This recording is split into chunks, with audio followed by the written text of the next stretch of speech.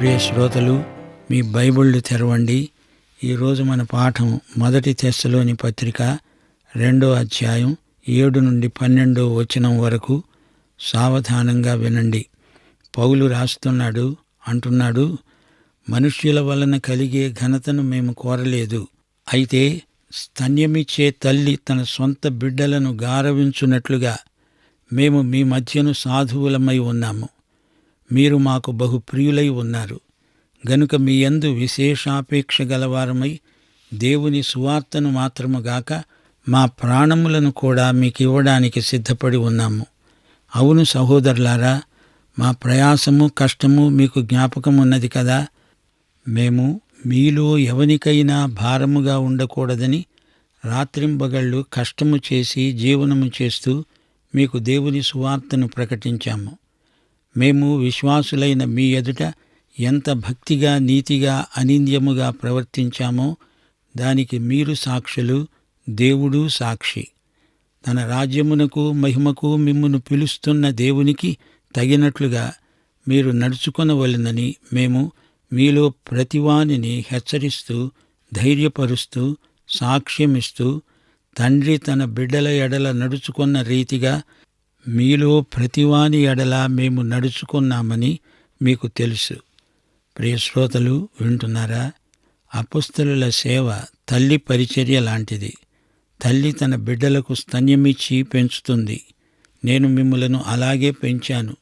ఒక తల్లి పక్షి తన పిల్లలను ఎలా పెంచుకుంటుంది?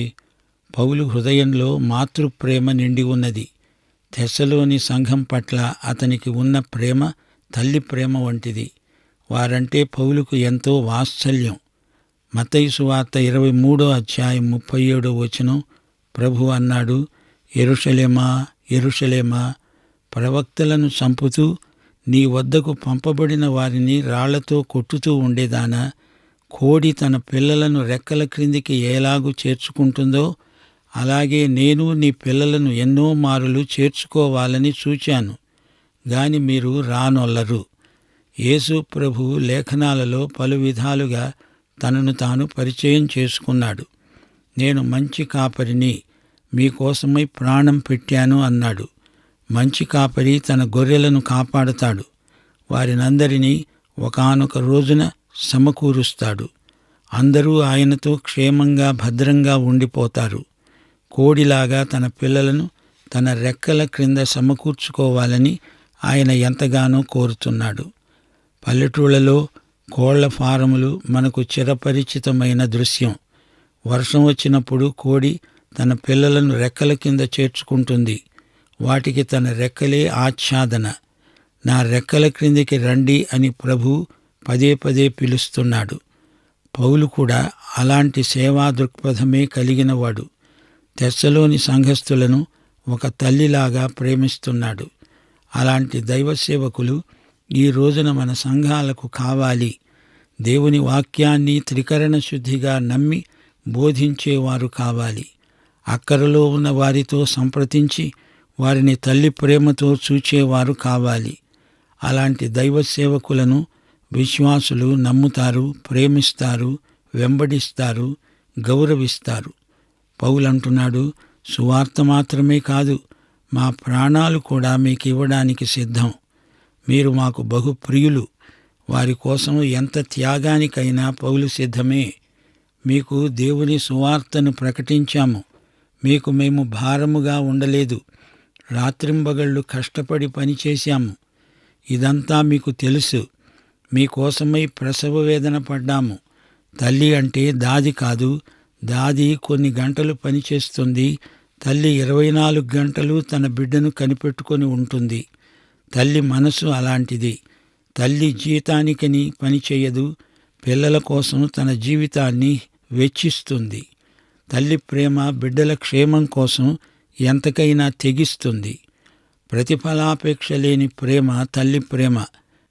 పౌలుకు తెస్సలోని సంఘస్థుల పట్ల అలాంటి ప్రేమ ఉన్నది.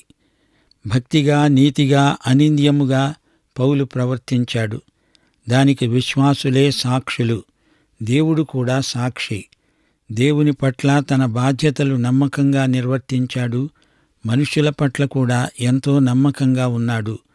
పరిశుద్ధ జీవితము గలవారే సమర్పణ గలవారు. దేవుని సేవలో జీతగాడి మనస్తత్వం పనికిరాదు. దేవుడు తన సేవకులను ప్రతిరోజు 24 గంటలు కనిపెట్టి చూస్తున్నాడు. ఆదివారం నాడు ఆరాధనలో 1 గంట సేపు భక్తిని ప్రదర్శిస్తే చాలదు. దేవునికి సోమరి సేవకులంటే ఇష్టముండదు.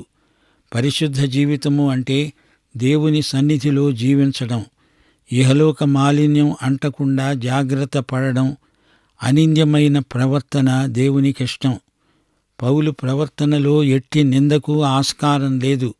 దీనికి దేవుడే సాక్షి అంటున్నాడు పౌలు. శత్రువులెందరో పౌలు మీద నిందలు మోపారు గాని వాటిని రుజువు చేయలేకపోయారు. మన మీదికి వచ్చిన విమర్శలు నిజమా కాదా అని మనమే ఆత్మవిచారణ చేసుకోవాలి. పౌలే కాదు, అతనితో ఉన్న దైవ సేవకులందరూ పరిశుద్ధంగా జీవించారు. రక్షించబడిన వ్యక్తులందరూ దినదినము పరిశుద్ధంగా బ్రతకడానికి ప్రయాసపడాలి. లోకమంతా విశ్వాసిని 1000 కండ్లతో కనిపెట్టి చూస్తుంది. దేవుడు మనలను ఎందుకు పిలిచాడు? తన రాజ్యానికి మహిమకు మనలను పిలిచాడు, ఏర్పరచుకున్నాడు. నేను మీ పట్ల ఒక తండ్రిగా వ్యవహరించాను. తండ్రిలాగా మిమ్మలను హెచ్చరించాను, ధైర్యపరిచాను, సాక్ష్యమిచ్చాను. శ్రోతలు వింటున్నారా? పౌలు వారితో ఉండి వారి ప్రక్కనే నిలిచి వారికి సహాయం చేశాడు, బ్రతిమలాడాడు, వారిని నొప్పించాడు, ఒప్పించాడు.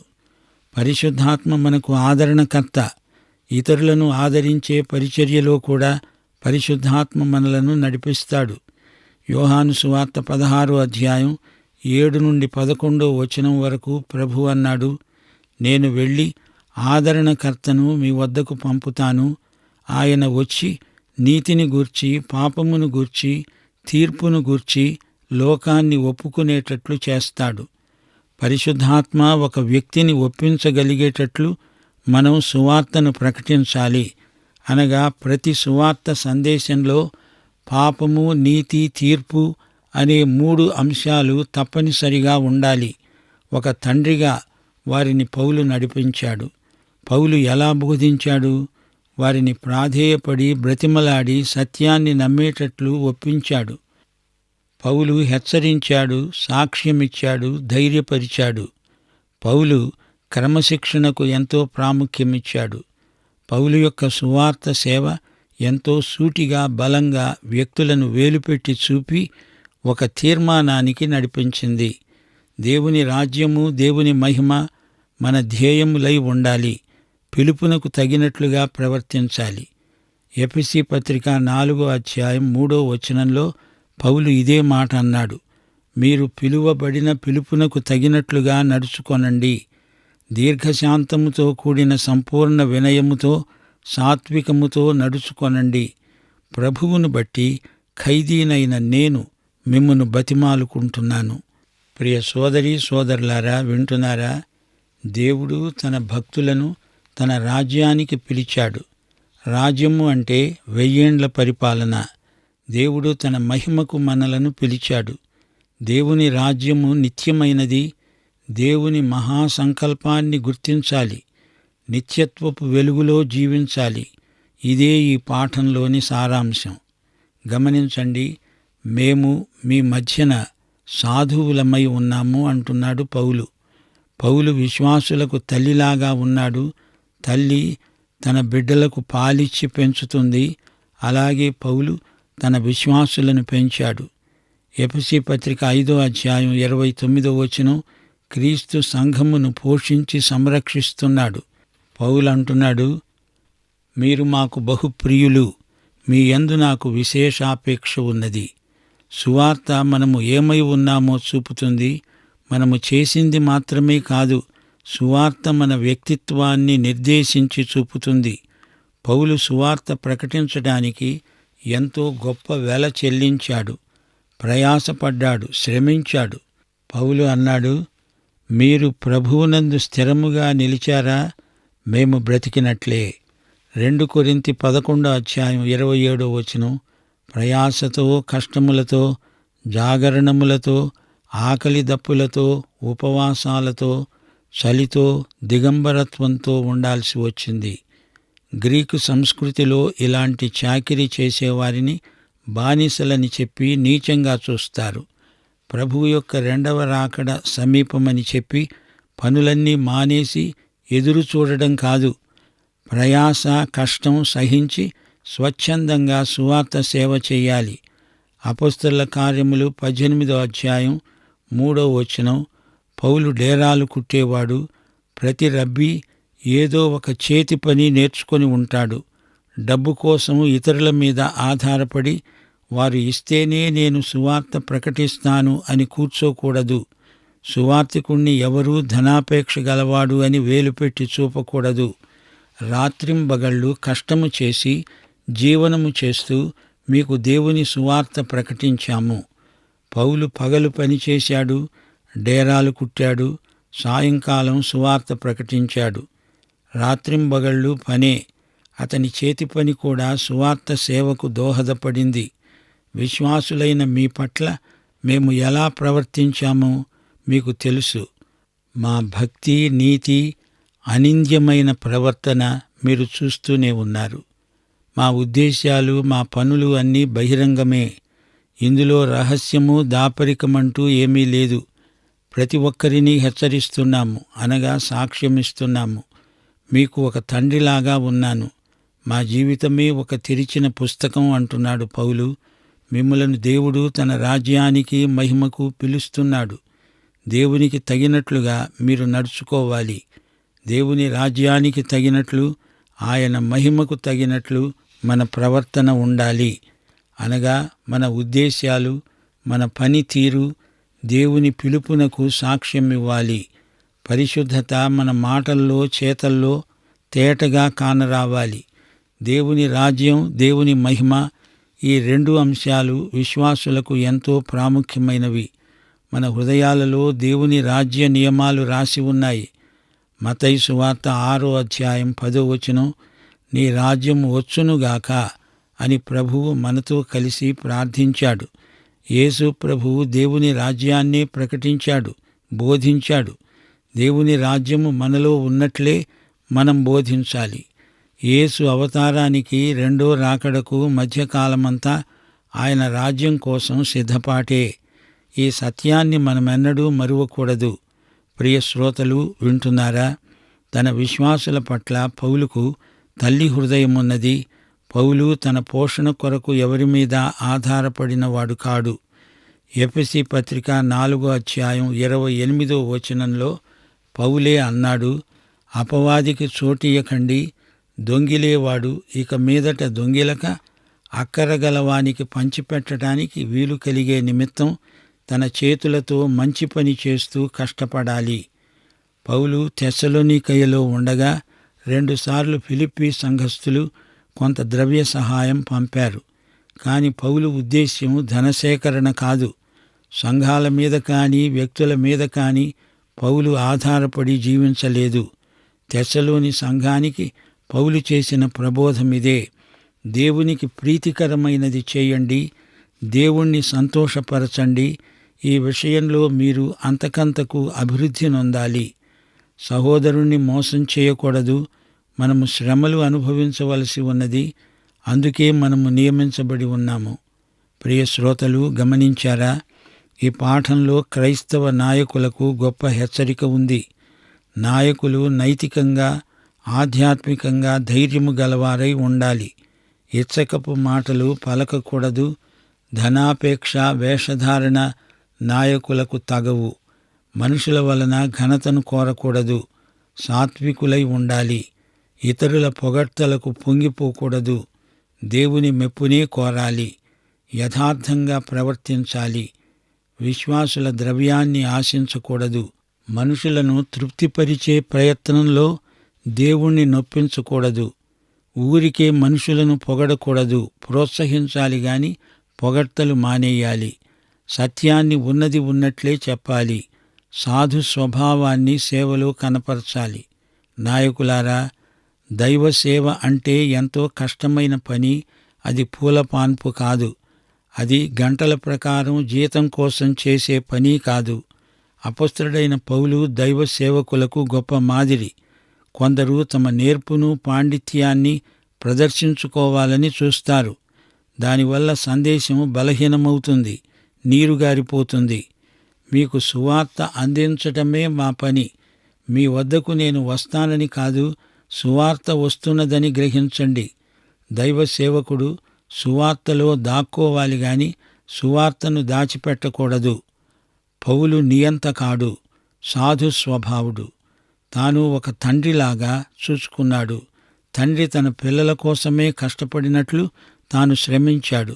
క్రైస్తవ ప్రేమ చౌకబారు ప్రేమ కాదు, తన బిడ్డలను శిక్షించే మనసు కాదు. క్రమశిక్షణ కోసం అడపాదడపా కఠినంగా మాట్లాడాడు. అపొస్తలుడైన పౌలు తనకు అధికారమున్నా దాష్టీకం చేయలేదు. మనుష్యుల ఘనతను కోరలేదు. తల్లి తన బిడ్డలకు స్తన్యమిచ్చి పెంచినట్లు వారిని పెంచుకున్నాడు. మీరు మాకు బహుప్రియులు, మీకు సువార్తనే కాదు మా ప్రాణాలే ఇచ్చేస్తాము. పౌలు, శీల, తిమోతి ఈ ముగ్గురిని గురించి కొన్ని అపోహలు ప్రజలలో తలెత్తుతున్నాయి. పౌలు తమ సేవను గురించిన వాస్తవాలు వారికి స్పష్టం చేస్తున్నాడు. మేము మీ మధ్య సాధువులమై ప్రవర్తించాము, మీరు మాకు బహుప్రియులు అంటున్నాడు. పౌలు ఇంకా అన్నాడు, మీ యందు మాకు విశేషాపేక్ష ఉన్నది. మీకోసం ప్రాణం పెట్టడానికైనా మేము సిద్ధమే. మా ప్రయాసం, కష్టం మీకోసమే గదా. మేము ఎవరికీ భారమై ఉండము. స్వచ్ఛంద సేవ చేస్తున్నాము. మా భక్తి, నీతి విశ్వాసులైన మీరు ఎరుగనివి కావు. ప్రియ శ్రోతలు, పౌలు ఎంత సున్నితమైన మనస్సాక్షి గలవాడో గమనించండి. కొందరు యూదులు పౌలుకు ఎన్నో సమస్యలు, ఆటంకాలు కలిగించారు. ఎన్ని శ్రమలు వచ్చినా సువార్త సేవ నమ్మకంగా జరిగిస్తూనే ఉన్నాడు. ఈ విషయంలో పౌలు దేవునికి ఎంతో కృతజ్ఞుడు. సువార్తను మాకు అప్పగించడానికి యోగ్యులమని దేవుడెంచాడు గనుక దేవునికి కృతజ్ఞుణ్ణి అంటున్నాడు పౌలు. ఆయన దేవుణ్ణి సంతోషపెట్టడానికే ఇదంతా చేస్తున్నాడు. మనుష్యులను సంతోషపెట్టడానికి పౌలు ఎన్నడూ ప్రయత్నించలేదు. దేవుడు హృదయాలను పరీక్షిస్తాడు. మనుష్యులు పై రూపమును మాత్రమే లక్ష్య పెడతారు. ప్రియశ్రోత, ఈ విషయంలో నీ వైఖరి ఏమిటి? తెస్సలోనికయలో ఉన్న క్రైస్తవుల పట్ల పౌలు వైఖరి స్పష్టంగా ఉన్నది. పౌలు తెస్సలోని సంఘానికి 2 ఉత్తరాలు రాశాడు. ఈ 2 ఉత్తరాలు ఒక వారం రోజుల్లోనే రాశాడు. మొదటి ఉత్తరంలో ప్రభువు రాకడ దినం దొంగలాగా వస్తుందన్నాడు. 2వ ఉత్తరంలో ప్రభువు రాకడను గురించిన వివరాలు తేటగా రాశాడు. రాకడ సూచనలను పేర్కొన్నాడు. అందుచేత ఈ 2 ఉత్తరాలు మనకు ఎంతో ముఖ్యమైనవి. ప్రభువు రాకడను గురించి అపోహలు మానేయాలి. సంఘము విస్తరిస్తూ ఉండగా ప్రభువు రాకడ భావన మనలను పవిత్ర జీవితానికి ప్రేరేపిస్తుంది. మరో మాట, ఈ సందర్భంలో ఇది చెప్పి తీరాలి. ప్రభువులాగే మనము సాత్వికులము, దీన మనస్కులము అయి ఉండాలి. ఇతరులతో మనం సరైన సంబంధాలు కలిగి ఉండడమే భక్తి. పౌలు తానొక అపోస్తలుడు, తనకు అధికారమున్నది, సంఘస్థులను ఆర్థిక సహాయం కోసం అడిగే హక్కున్నది. అయినా అధికారాన్ని చెలాయించకుండా తాను చేతి పని చేసి డేరాలు కుట్టి తన పోషణకు ద్రవ్యం సంపాదించాడు. తెస్సలోని విశ్వాసులు కొత్తగా ప్రభువులోకి వచ్చిన వారు. వారి మీద తాను భారంగా ఉండడం అతనికి బొత్తిగా ఇష్టం లేదు. ఏ తండ్రి అయినా తన బిడ్డల క్షేమాన్నే కోరతాడు. వారిని క్షేమకరమైన మార్గంలో నడిపిస్తాడు. ఇందులో మనం నేర్చుకునే పాఠం ఒకటుంది. నూతన విశ్వాసులకు మనం అండదండగా ఉండాలి. ప్రియ శ్రోత, పౌలు ప్రకటించిన యేసును నీవెరుగుదువా? ఆయనను ప్రేమిస్తున్నావా? అయితే ఈ పాఠం నీకోసమే. మన ప్రభు అయిన యేసుక్రీస్తు వారి కృప, తండ్రి అయిన దేవుని ప్రేమ, పరిశుద్ధాత్మ యొక్క అన్యోన్య సహవాసము మనకందరికీ సదాకాలము తోడై ఉండునుగాక. ఆమేన్.